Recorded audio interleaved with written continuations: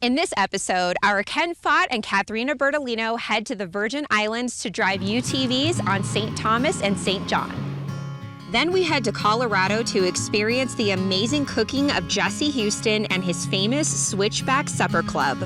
This takes off-road travel dining to a whole new level. We also show you some cool products and test Honda's CRF450RL dual sport bike. It's all coming up next on Off-Road Travel TV.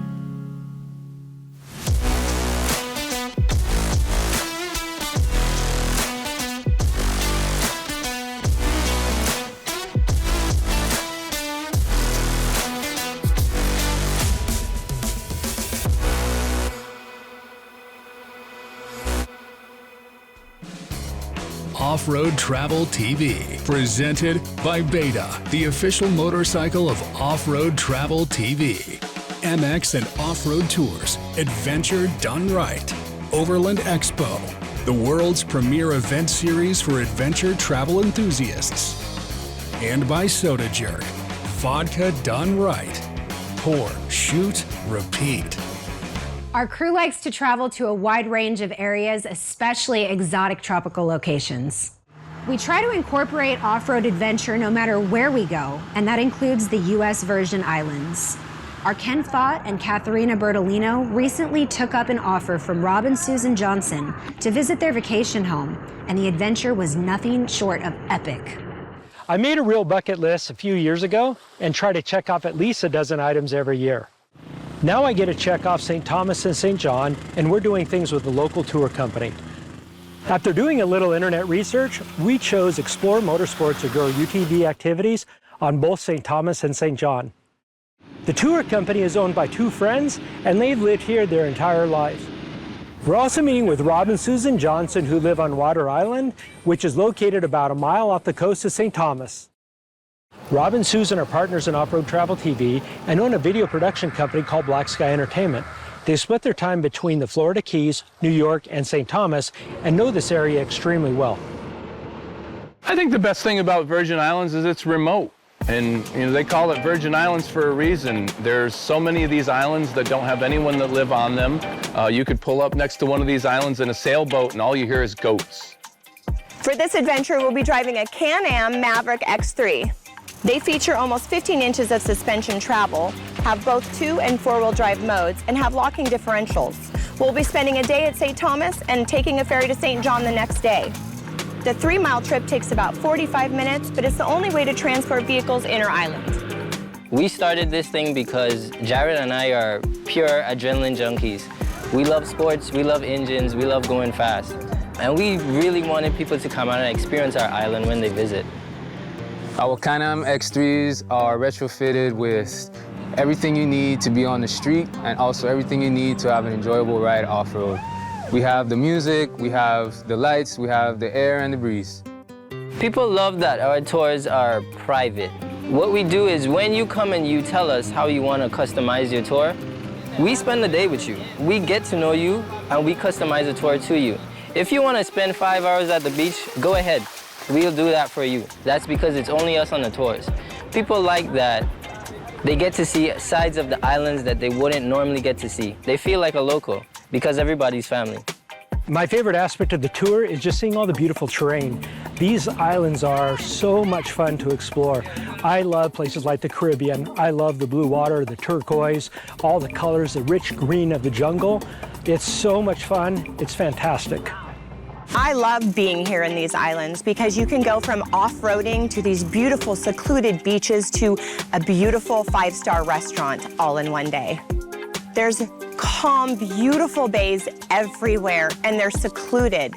No matter where you go, even if there's 2 people, you just can go around the corner and there's no one for the entire day. The thing I like most about St. Thomas are all the outer islands that add a whole level of layering out there. If you get up on altitude, say a hill or something, you're able to see for 30, 40 miles, and the colors and the depth are simply fantastic. I had a great experience, loved the rain. I'm from Washington State. The weather here changes rapidly, very quickly. You think it's gonna rain and the day is just stuck with rain, and then 30 minutes later, you're just in the beautiful sun and enjoying the rest of your trip. Virgin Islands is known for 4 main things: sugar, rum, tourism, and the cruise ships. It is the main cruise ship hub of the Caribbean. Most of the cruise ships converge upon this little slice of paradise. Super easy to rent boats. There are tons of charters. You can charter a cat, you can charter a fishing boat, you can charter a big yacht if you have the kind of money to do that. Those captains are incredible. They know all of the ins and outs and can help you see everything. The beaches here are really calm, and that makes them really inviting. The water right now when we're here is about 80 degrees, so it's really comfortable to go inside. The beaches themselves are not crowded. The tide is very small, so it's extremely enjoyable.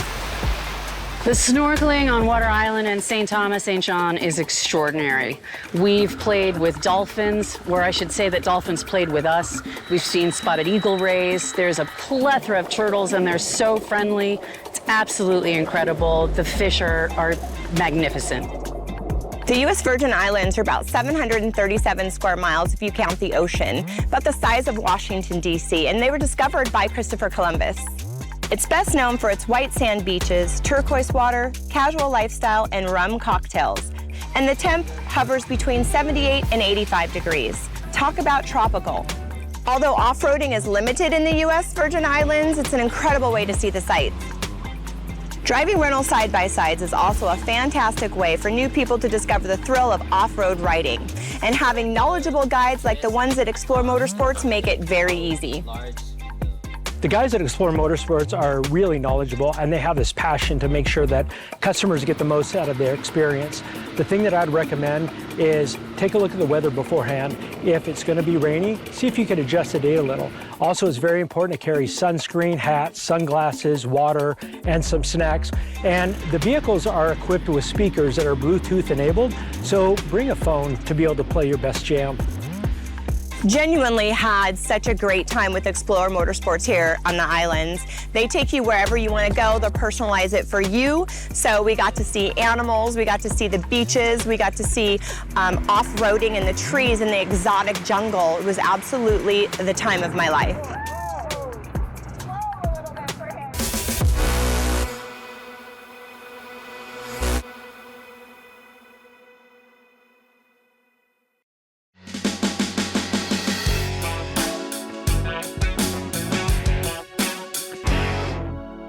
Technology has really changed night adventures for every type of off-road enthusiast.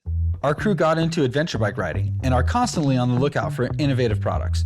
This is the DL4 LED light pod and Denali Gen 2 CAN-Smart controller for KTM 890. This unit features a total of 4,400 lumens and a range of up to 800 feet. It has integrated cooling fans, black powder coating, and only draws 3.3 amps from the electrical system. This unit is compact and is less than 3 inches by 4 inches squared. We use the Denali D4 light on our KTM 890. It does require a separate controller. The controller is a simple plug-and-play solution and can handle up to 4 accessories and has 35 programmable settings. We got ours from RevZilla.com, and retail price for the combination and all the mounting hardware is around $600. For more information, check out offroadtraveltv.com. We'll see you out on the trail. One of the coolest things about modern camping is that you do not have to be uncomfortable or inconvenienced. Luxury is the name of the game, and one of the biggest trends is cool gourmet meals. It's the new Flex assorts, especially in overlanding. Our Ken Fott recently met up with Jesse Houston and friends in Colorado for a week of off-road adventure. Jesse owns Switchback Supper Club and is a professional chef that's become so popular that companies like Subaru, Pelican, and Iceco hire him to cater their upscale events. I met Jesse Houston at one of the Overland Expos and became really intrigued by his passion. He absolutely loves what he does and would rather be outdoors than anywhere else. There's definitely some cool technology out there for, setting up a kitchen outdoors. Having power banks that are charged with solar panels to be able to power your refrigerators, as opposed to having to rely on the ancient technology of a cooler stocked with ice. That's been really, really great. But at the end of the day, chefs, they cook with fire. And so there's still something that's always primal about cooking outdoors that takes you to your roots that is really better than any technology that's out there. This was a dream come true to me, and knowing that we were going to have restaurant grade quality meals at the end of it, I mean, you should see the presentation that he was able to pull together. It was absolutely insane. The amount of food, supplies, and the quality of the food and the equipment was just unbelievable. As a group, we helped to unpack the trailers and to watch the organization, the systems he had, and the thought he has put into everything, and then to combine just the way he put everything together, his equipment, and his skill is something you just don't find even in many restaurants. Jesse's setup is rather unique for those who don't follow Overland. It's a truck and trailer combo with an emphasis on cooking rather than on indoor living space. So my rig is a 2021 Toyota Tundra that I have outfitted to essentially be able to take off-road cooking for large groups pretty much anywhere. Oftentimes I get hired by groups of overlanders, off-roaders that want to go to some pretty unique places off the grid, and I've got to be able to get my entire kitchen set up to the same places they're going, which means hitting all the same obstacles as them. So it's a mixture of building out the rig for, getting across that kind of terrain, but also being able to deploy a kitchen that can cook for, up to 30, 40 people efficiently and be able to haul along all the food, water, power, propane, everything else I need for the trip. The thing that surprises me most about Jesse is the willingness to take this art to a new level, literally and figuratively speaking. Just watching him have to travel on these crazy shelf cliffs and all these boulders with a travel trailer, dragging like all this heavy weight up a mountain is just such a huge commitment. And, to me already doing the dishes and cooking and prepping is like, well, whatever, it's fun, but it's a whole thing. So to watch somebody be willing to take all of that work that already is so challenging at home and bring it on these crazy trails and to these crazy elevations is so surprising that someone has that passion and commitment. So the trailer I have is a Rustic Mountain Patrol trailer, and I absolutely love it. It will go and follow you absolutely into anything. And it's pretty crazy to watch it because when you go over some tough obstacles, it kind of bounces and gets some air. A lot of people are telling me after we get to the end of the trail, like, oh my gosh, I saw that thing like get sideways, get twisty, But it hauls all of my important kitchen gear, my stoves, propane, tables, and all of that stuff. And it's an absolute essential tool. Basically, the experience of camping, having Jesse there, brings it from a 10 to like a 70 as far as enjoyable goes. To know that you have such delicious, such brilliant meals waiting for you to eat with these epic views just makes it that much more enriching. And also knowing that you don't have to cook is also really nice. The best advice I could give to someone who's trying to cook better outdoors is to keep it simple. A lot of times, less is more. I would also highly suggest doing as much prep as you can ahead of time. It will make your experience so much more enjoyable because sometimes, cooking for your friends, family, that can consume all of your time. Once you're set up, you've finished cooking, you've done all your dishes. Next thing you know, it's dark. It's time to kind of get in your tent and end the day. So I would suggest doing a lot of prep ahead of time to save yourself a bunch of time so you can truly enjoy why you're out there in the first place and have more time to spend with the people that you're cooking for. I get the most satisfaction when I see someone's eyes light up, when someone is just truly kind of like blown away by not just the food, but the food in combination with the beautiful setting that we're in. For more information, check out offroadtraveltv.com. We'll see you on the trail.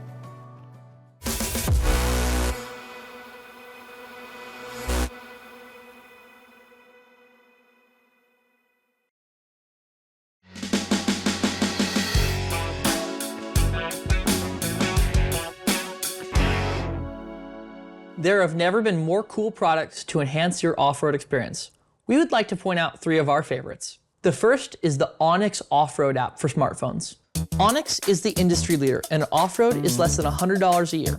This allows users to track, share, and plan trips, use maps offline, identify public and private lands, and it all syncs with CarPlay or Android Auto. The next one is also from the tech world, and it's Cardo Packtalk. This Bluetooth system easily installs into your helmet and allows riders to talk to each other during their adventures. It uses a Bluetooth mesh to create a system kind of like a radio, connecting all riders in a group together so they can all talk seamlessly. It also can connect to your phone for music and calls too. The last item are the Purify bottles from Grayl. Now what they do is combine a simple press-style water filter with a high-quality water bottle, filtering particulates and pathogens alike. We like the 24-ounce model in titanium. They do, however, have a smaller 16.9 ounce and offer more affordable plastic bottles as well. For more information, check out offroadtraveltv.com. We'll see you on the trail.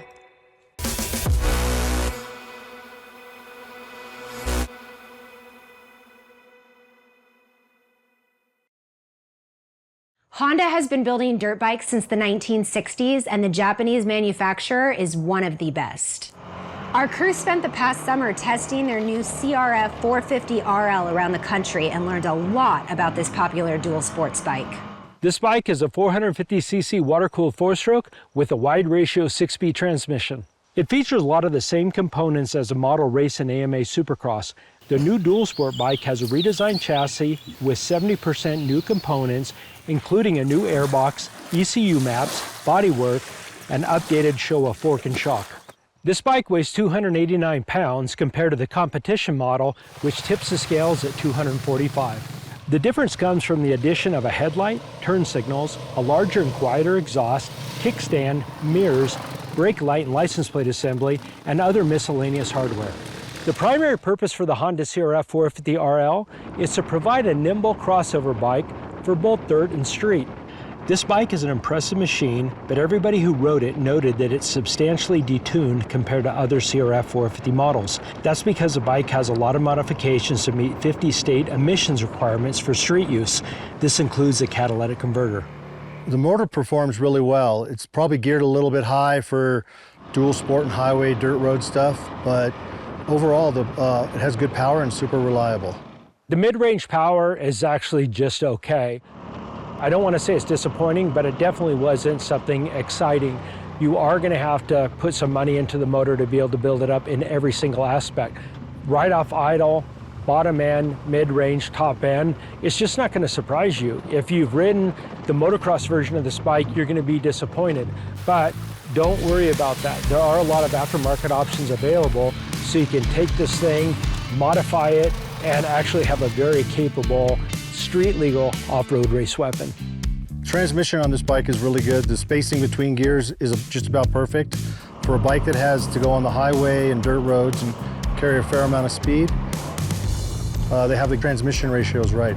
The gearing, if you want to play with the gearing a little bit to get a little more low end, that's where I would make some adjustments, but there's no in-between gears on this bike. So overall, the bottom end power is one of the areas where this is the weakest. Off-idle response just isn't what you'd expect from a traditional single-cylinder 450 liquid-cooled motor. We know what Honda CRF 450s are capable of because we've ridden them off-road, motocross, and all kinds of other different things. So the street legal version, if you buy one, that's one of the first things that you're going to notice. And there's a lot of aftermarket parts and accessories that allow you to be able to make substantial improvements. But just know that if you really want to have a lot of fun, you're going to have to spend some money and beef up the power. Bike handle's great. It's very predictable.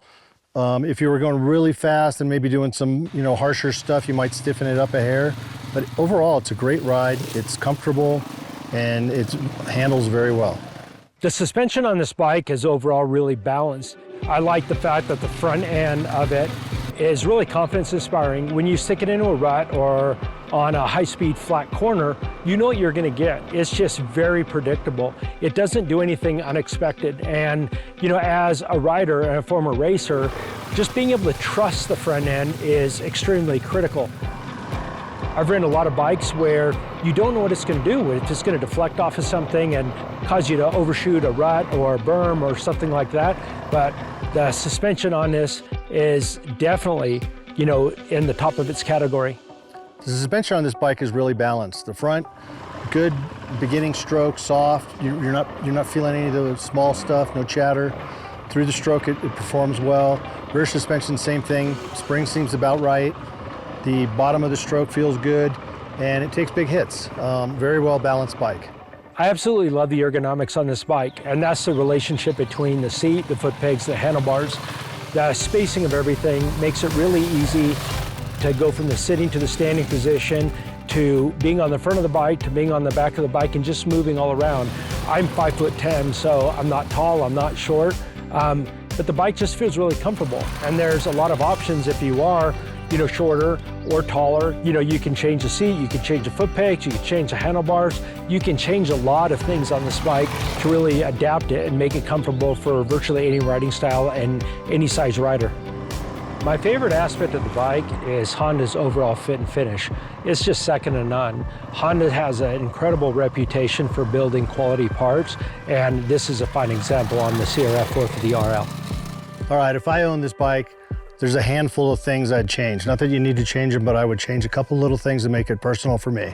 Okay, I would change the tires. I'd probably put a little more aggressive tire for off-road performance, especially the front tire. Second, I'd probably change the seat. I'd put a comfort seat on there, something like the seat concepts. I'd add some kind of small saddlebag to pack all the rest of the stuff on. Maybe something small like a giant loop Mojave. I'd fine-tune the suspension. Whether that means changing springs or not, I don't know. It's pretty close right now.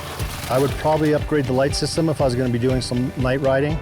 And larger fuel tank for sure. Could use a little more range. Could never have too much gas. Never pass gas. And an exhaust system. An exhaust system would help that thing bark a little better at the bottom, feel a little more power at the bottom, along with maybe adding a tooth or two to the rear sprocket. I'd also do a few modifications.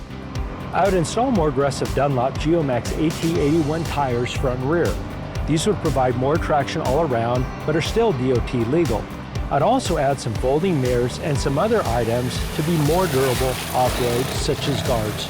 Overall, this is a very solid machine, and it's capable of providing an awful lot of fun.